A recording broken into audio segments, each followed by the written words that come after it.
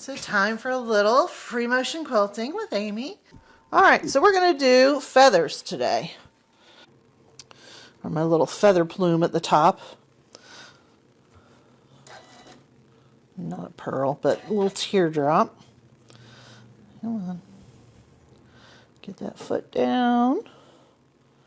Get these out of the way. I want to go this way.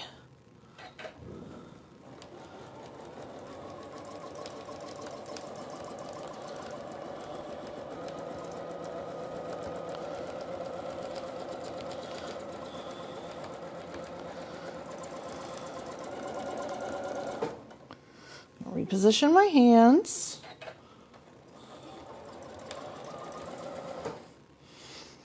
Move those threads out of the way. And I think, while I'm at it, I'm going to do a nice curvy plume going this way. And come back down. There we go.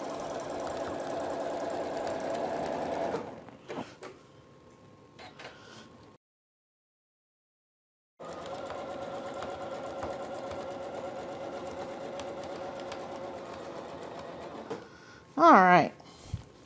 So I'm going to trim those threads from where I started. So I'm going to start off with my basic feather. This is my typical basic feather. You notice I'm not backtracking. I'm leaving space between them. That's just something I do because it makes it easier. A lot of people prefer to have them all touching. All right. So if I wanted to butt those threads right up against each other, then I would be backtracking. Which you certainly can do, but that gets to be a very slow process because you want it to look nice. I'm going to come in here and do just kind of a flatter feather here. This is a good place to turn into bump back feathers. Oh, let me get you guys where you guys can see again. There we go. All right, so some people will do what's called a bump back feather. And I should have started that before I started this one. So a bump back feather, you notice every time I made a feather so far, I started it on the bottom side of the plume. A bump back feather starts on the top side of the plume and it works in pairs. So here's one plume, and that's my bump, and then I'm backtracking on the tips and I'm making another plume, and of course I'm working on the top of that plume. So let's do that again. And you can really play with these guys because you can wrap them around and they get nice and curvy, or you can keep them fairly moderate and traditional. Just move around here. My backtracking is not great. But anytime you're doing a lot of backtracking, you want to use a matching thread color. And you probably don't want to quilt live. Alright, there we go. Now I think bump back feathers are kind of similar to hooked feathers. So then you can do these hooks. So if you take a look at this hooked feather compared to right here where I started the bump back feathers, very similar kind of look right here. But the bump back or the hooked feathers completely eliminate all the backtracking. Make sure I know where I'm at. So I'm going to stop quilting here because I'm going to start doing feathers on this side. So I'm going to backtrack. Actually, let's do a feather just coming off right here. Save ourselves some of that backtracking time. We're going to keep doing those little hooked feathers as soon as I get away from this plume.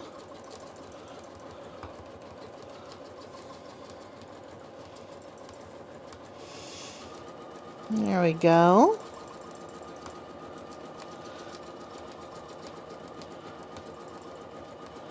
Now, a variation on a hooked feather, and usually people don't do them one after another, they kind of alternate them. So I'm going to put in a curvy feather.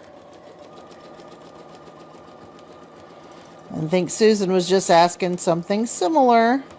Can you mix the type of feathers? Well, it's your quilt. You can do whatever you want, dear heart. I think a lot of people kind of feel a little bit like when it comes to like making vines, that maybe, you know, vines in nature don't have multiple leaves on them from different plants. So maybe the feathers don't either. But you can see right here I did a bump back feather coming off of this curvy feather. And, you know, you can certainly mix those in. So it really just depends on your quilt. Certainly my original feathers that I do, and I don't mean original like, you know, I'm original, because feathers have been around for a very long time. But I mean the ones that I just did with that space in there. So these you could switch easily back to ones that butt right up against each other. I'm not sure you'd want to do all the feathers all the time all together on the same vine. Not vine. Plume. Spine, whatever you want to call it. The feathers are made basically from spine and plumes. Now you see we have our direction changing here, but we still need to go back up. Let's see if I can get you guys out. We still want to go all the way up here. So I've got to change in direction here on this side. And what I'm going to do, get you guys back in, is I'm going to make basically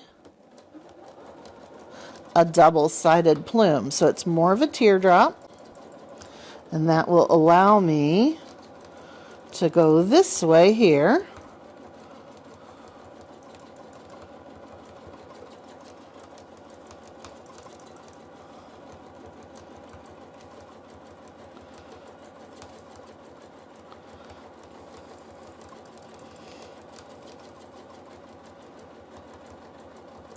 And then when I get done here, I can come back down. And then do my plumes here.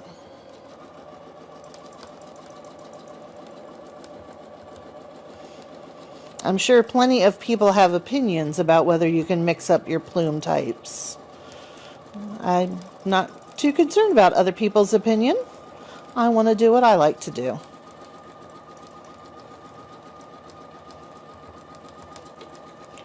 Let's throw in another one of those curvy ones.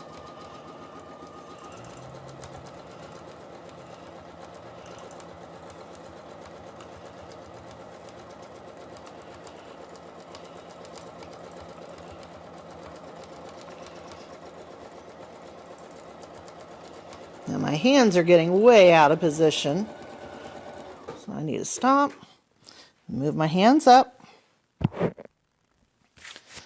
Let's get, there we go.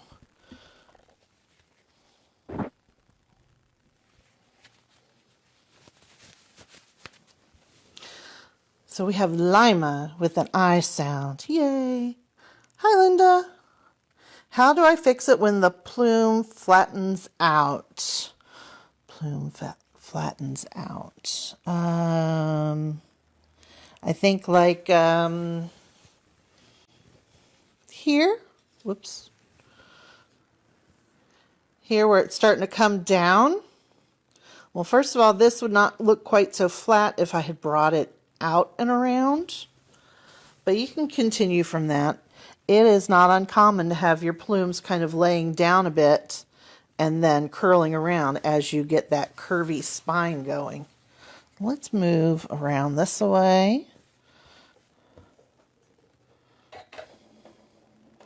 So if it's starting to get flat on you, you just need to make that plume a bit fatter at the end and then bring it in more at the bottom, if that makes sense. And make sure you get that nice belly shape of the plume going into a nice taper to the spine. And these are nice and fat. You can do them skinny, you can do them long. I don't particularly like that one. Let's talk about why I don't like that one. All right, so right here, I am not wild about this plume. This one's better. This one's much better.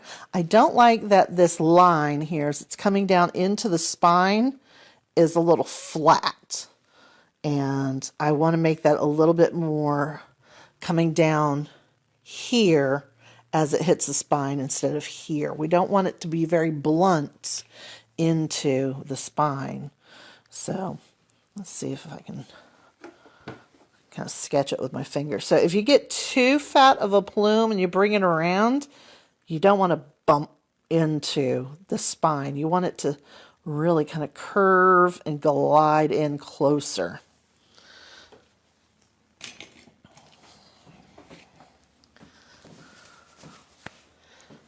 So doodling is your best tool when it comes to doing feathers. At least that's my opinion. You want to just practice getting that shape and getting the muscle memory into your hands so that you can make that curved teardrop shape. Some people call it a half a heart. I like to call it a teardrop because the teardrop's always going to be coming to a point, and that helps me keep that angle in. If I think a half of a heart, let me go, I'm going to cut right here. I'll just do a couple stitches in place.